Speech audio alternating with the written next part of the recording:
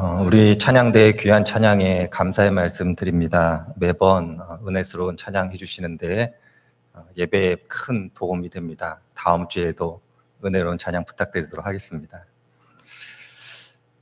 먼저 양해의 말씀 좀 드리겠습니다. 제가 지난 주간에 감기가 걸려서 제가 듣기에는 제 목소리가 좀 이상합니다. 어떠시나요? 괜찮아요? 네, 다행입니다. 제 목소리가 익숙하지가 않아가지고 지금 제가 말을 할 때만 해도 제가 낯섭니다. 하여튼 괜찮다고 하시니까 제가 용기 내서 말씀 전하도록 하겠습니다. 그리고 새해 복 많이 받으세요. 네.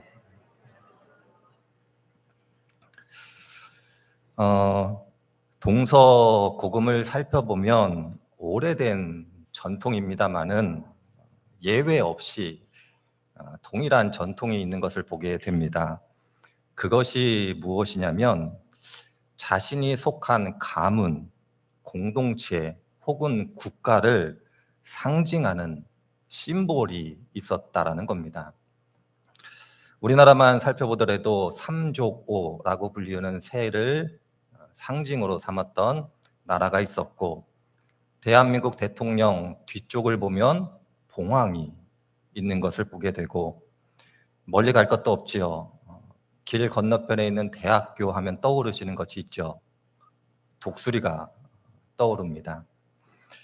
동서고금을 막론하고 이렇게 심볼, 상징을 통해서 자신들의 정체성을 나타내거나 혹은 자신들의 정체성을 확립해 가려고 했던 전통들이 있습니다. 그것은 조금 전에도 말씀드린 것처럼 동서고금 예외가 없었다, 이렇게 말씀을 드릴 수가 있을 겁니다.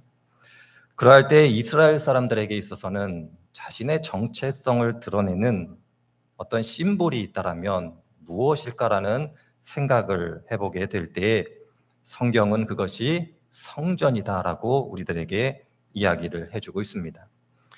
하나님의 부르심을 받은 이스라엘 사람들, 하나님의 선택을 받은 이스라엘 사람들이 자신의 정체성으로 삼은 심볼이 있는데 그것은 성전이었다라고 우리들에게 가르쳐주고 있습니다. 이스라엘 사람들이 성전을 그들의 중요한 정체성을 드러내는 장소로 삼았던 이유는 다른 데 있지 않습니다.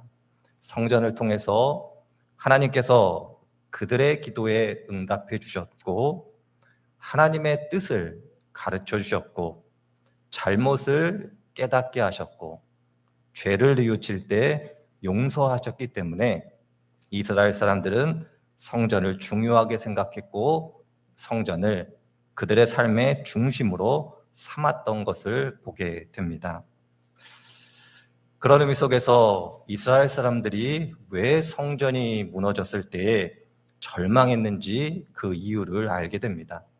하나님의 뜻을 알 수도 없고, 기도함에 응답받을 수도 없고, 죄를 뉘우치나 용서받을 수 없었기 때문에 그들이 성전이 무너졌을 때에 그렇게 절망했던 이유가 여기에 있습니다. 그래서 이스라엘 사람들이 포로에서 돌아온 다음 제일 먼저 한 것이 성전을 다시 건축하려 했던 이유도 바로 여기에서 찾아볼 수가 있습니다. 하나님을 만나기 위해서, 하나님의 부르심과 선택함을 받았기 때문에 그들의 가장 중요한 정체성을 구성하는 것이 성전이었기 때문에 그들이 포로에서 돌아와서 제일 먼저 한 것이 성전을 세우고자 했음을 우리들은 기억하게 됩니다. 어떻게 생각해 보면 영적 이스라엘이라고 불리우는 우리들에게 있어서도 성전은 대단히 중요하다라고 말씀을 드릴 수가 있을 겁니다. 그런데 구약 성경과 신약 성경은 성전의 개념이 변화되었다라는 것을 잘 아실 겁니다.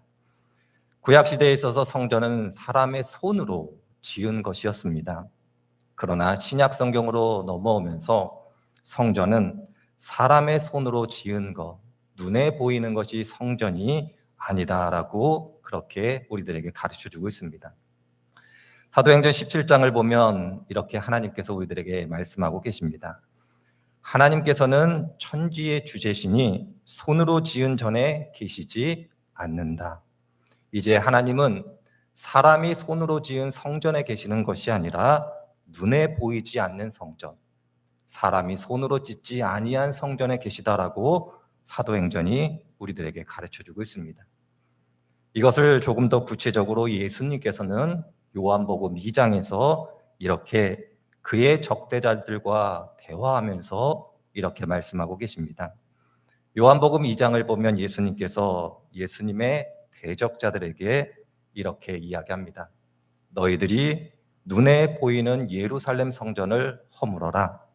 그러면 내가 3일 만에 다시 세울 거다. 이렇게 말씀하고 계십니다. 그러자 사람들이 속으로 생각합니다. 46년이나 걸쳐서 성전을 건축했는데 어떻게 이 사람은 3일 만에 성전을 건축하겠느냐, 그렇게 반문하게 됩니다.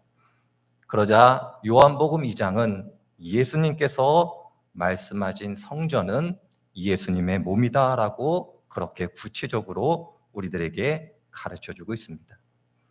신약 성경이 우리들에게 이야기하는 바 성전은 예수님의 몸이고, 이것을 저희들이 지금까지 읽어온 에베소서는 한 세 사람이라고 표현을 하고 우리들은 일반적으로 교회라고 부릅니다.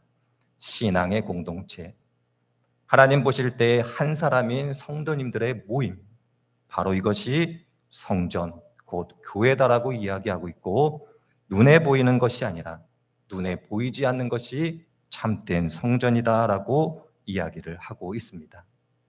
그러하면서 오늘 함께 읽은 말씀은 우리들에게 무엇을 가르쳐주고 있냐면, 이 성전, 이 교회는 중요한 한 가지 특징을 가지고 있는데 그것은 함께 지어져 가는 것이다라는 겁니다. 한 번에 지어져서 완성된 것이 아니라 함께 지어져 가는 것, 함께 만들어져 가는 것. 교회는 끝없이 새롭게 세워져 가는 것이다라고 오늘 함께 읽은 말씀이 우리들에게 가르쳐주고 있습니다.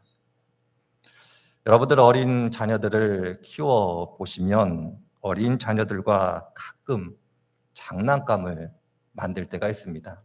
저는 아직도 장난감을 좋아해서 가끔 장난감을 만듭니다.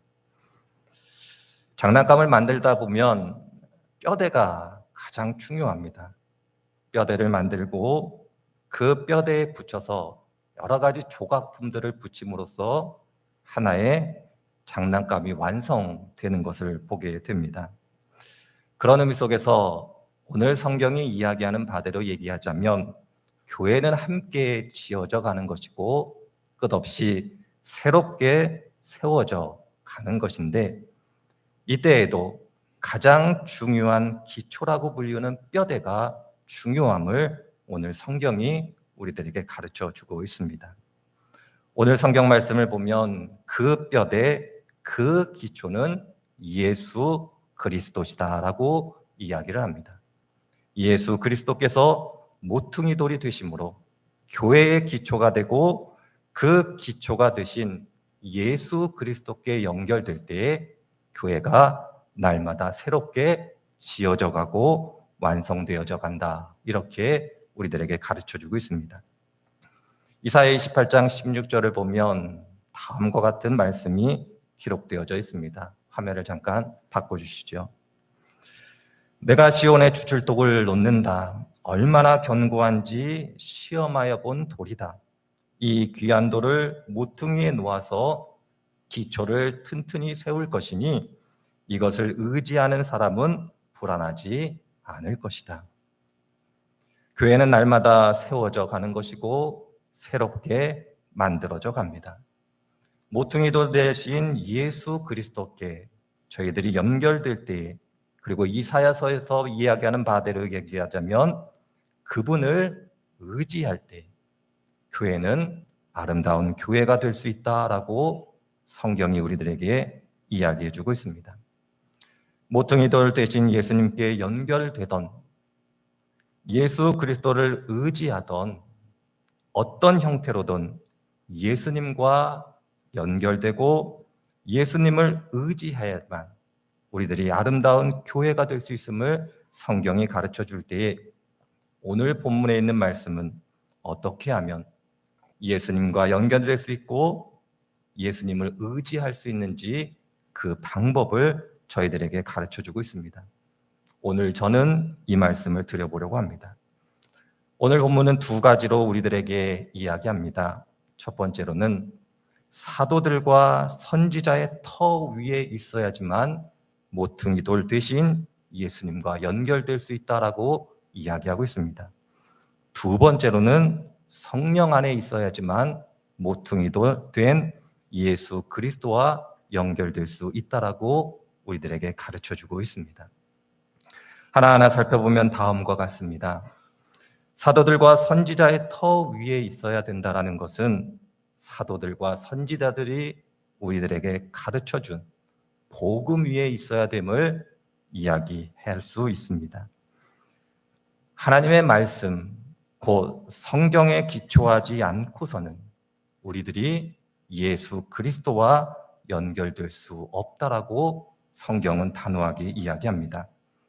교회는 세상의 지혜가 나누어지는 곳이 아니고 세상의 경험이 나누어지는 곳이 아니라 하나님의 진리의 말씀, 복음이 나누어지고 복음이 선포되고 복음을 가르치고 복음을 배우는 곳이어야 된다라고 오늘 본문이 우리들에게 가르쳐주고 있습니다. 저는 이것을 이렇게 좀 표현해 보고 싶습니다. 진리의 말씀에 부유한 자가 되어질 때 우리들이 모퉁이 된 예수 그리스도와 연결될 수 있다라고. 진리의 말씀에 부유한 자가 되지 못하고 가난한 자가 되면 예수 그리스도와 연결될 수 없다라고 저는 그렇게 말씀을 드려보고 싶습니다. 진리의 말씀에 부유해지기 위해서는 시편 1편을 저희들이 깊이 상고해 보아야 합니다. 시편 1편은 이렇게 시작합니다. 복 있는 사람은 여호와의 율법을 즐거워하며 그의 율법을 주야로 묵상하는 사람이다.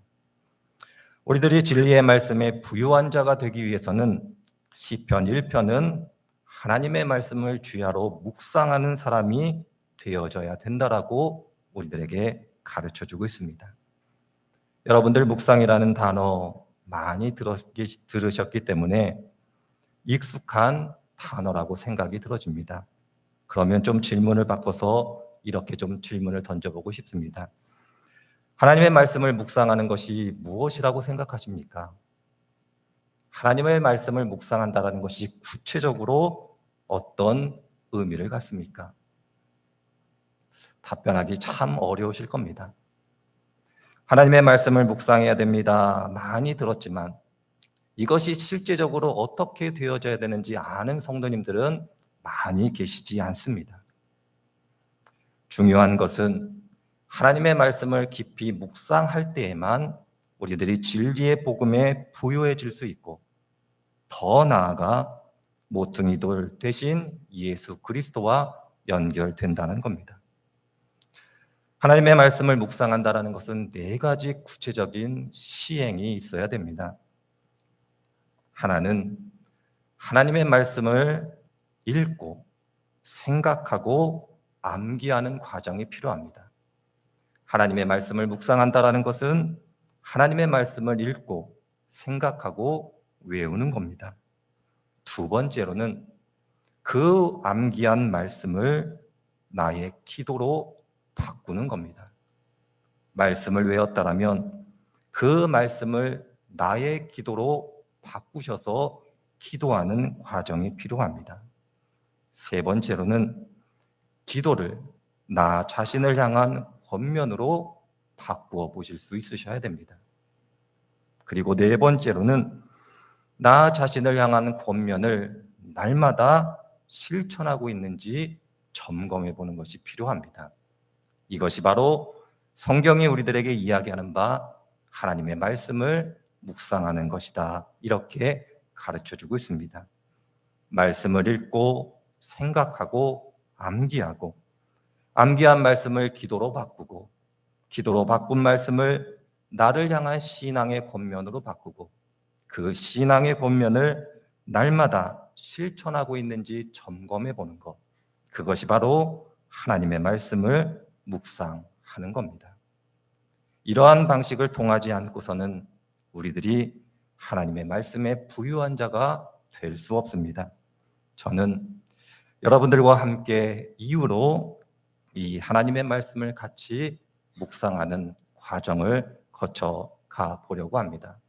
그래서 저희 교회 성도님들이 하나님의 말씀에 있어서 부유한 자가 되도록 그 부유한 말씀을 따라 예수님과 날마다 연결됨으로 아름다운 하나님의 전으로 만들어져 가시는 그러한 분들이 되시길 소망하며 함께 하나님의 말씀을 묵상해 가려고 합니다.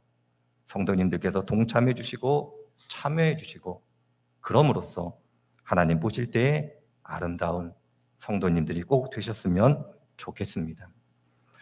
두 번째로는 성령 안에 있으라라고 우리들에게 이야기합니다. 성령 안에 있으라는 표현은 구약과 신약 성경을 통해서 대략 8가지 의미로 구분해 볼 수 있습니다. 하나하나 다 설명할 수는 없습니다만은 오늘 함께 읽은 말씀의 기초에서 문맥 안에서 이야기하자면 성령 안에 있다라는 의미는 하나님께서 주시는 성령 하나님의 은총을 따라 진리의 말씀을 깨닫는 것이다라고 바꾸어 말씀드릴 수가 있습니다.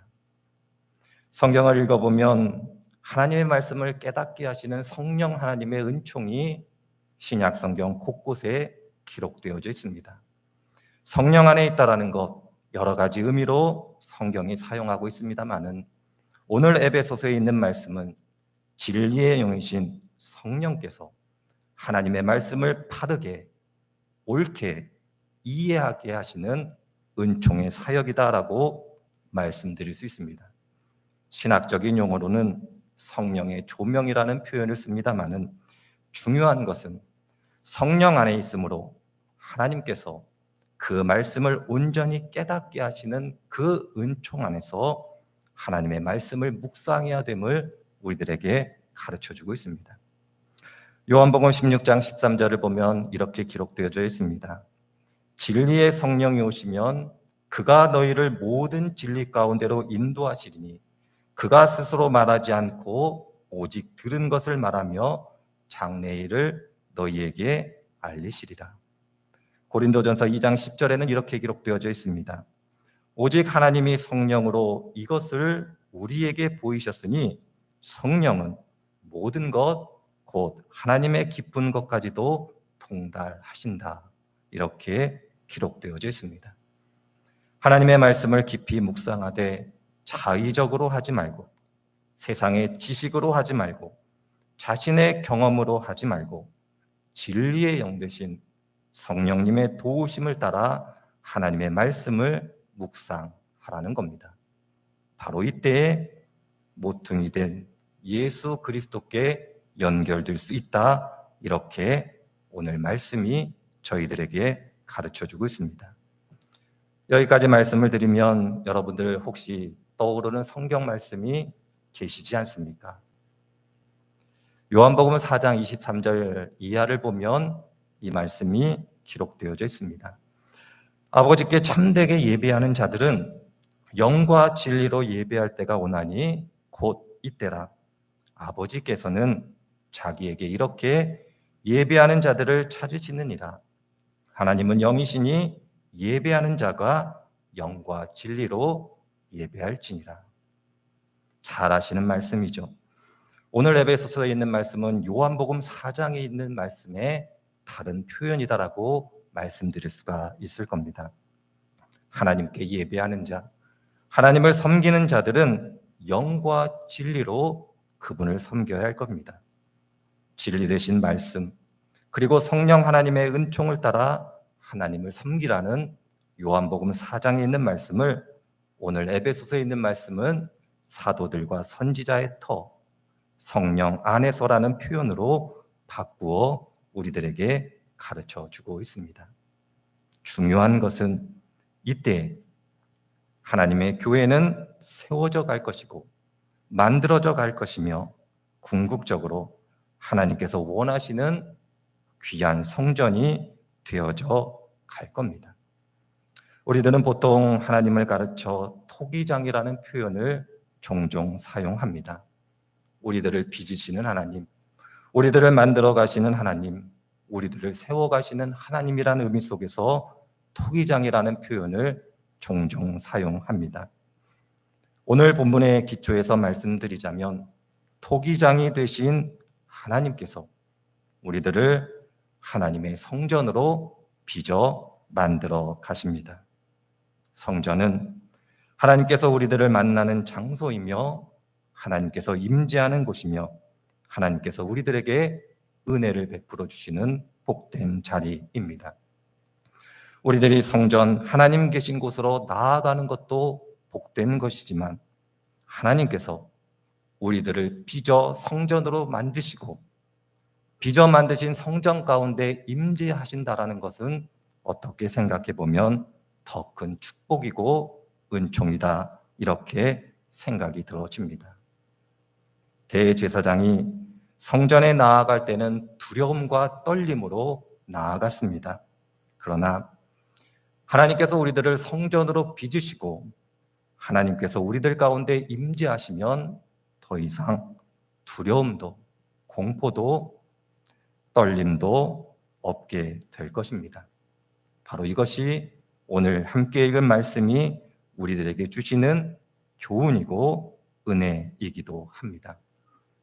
그럴 때 저는 이 자리에 계신 한 분 한 분들께서 하나님의 성전으로 만들어져 가실 때 말씀을 깊이 묵상하시고 성령 하나님의 은혜를 따라 그 말씀을 묵상하심으로 하나님께서 세워가시는 복된 성전이 되시기를 소망합니다.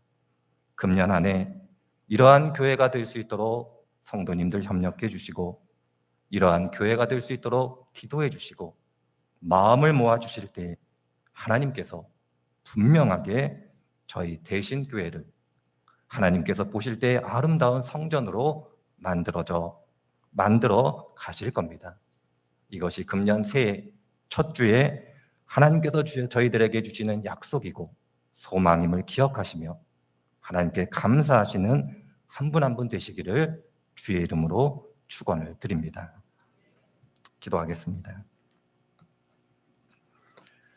하나님, 오늘도 귀하고 복된 날 주시고 주님께 나와 함께 예배할 수 있도록 은혜를 베풀어 주시니 감사드립니다. 오늘 주신 말씀 기억할 때 성도님들 한 분 한 분들 하나님의 말씀을 깊이 묵상하고 성령 하나님의 도우심을 따라 예수 그리스도와 연합해가는 복된 분들이 되게 하여 주옵소서. 그러므로 한 분 한 분들이 하나님 보실 때의 아름다운 성전이 되게 하시고 저희 대신 교회가 그러한 교회가 될 수 있도록 역사해 주옵소서.